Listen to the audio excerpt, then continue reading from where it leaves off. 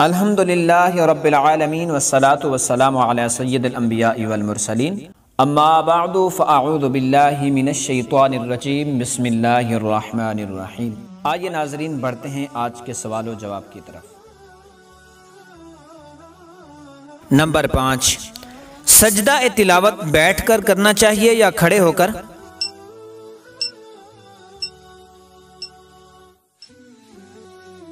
जवाब, सजदा ए तिलावत में बैठकर सजदे में जाना जायज़ है, अलबत्ता खड़े होकर सजदे में जाना और सजदा करने के बाद खड़ा होना मुस्तहब है। नंबर 4, अगर नमाज जनाजा की ख़ास दुआ याद ना हो तो फिर क्या सूरत फातिहा पढ़ सकते हैं?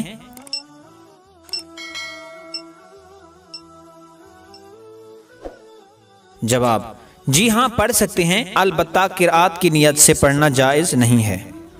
नंबर 3, अगर किसी ने निकाह के वक्त एक कलमा भी ना पढ़ा हो तो क्या निकाह हो जाएगा?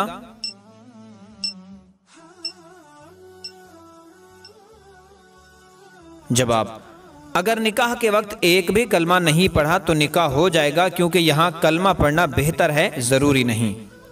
नंबर 2, औरतों का तांबा, पीतल या लोहे के जेवरात पहनकर नमाज पढ़ना कैसा?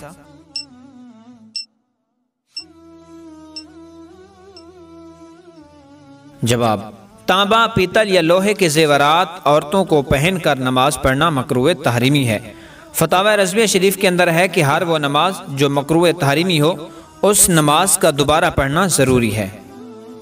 नंबर 1, क्या गुस्ल करने के बाद कपड़े तब्दील करने से वुज़ू टूट जाता है?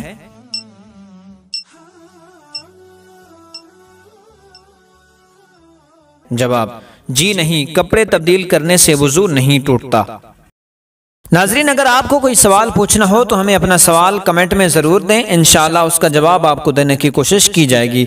अगर वीडियो पसंद आई हो तो इसको लाइक कीजिए, शेयर कीजिए। अगर चैनल को सब्सक्राइब नहीं किया तो सब्सक्राइब करके घंटे के बेल आइकन को ज़रूर दबा दें। शुक्रिया।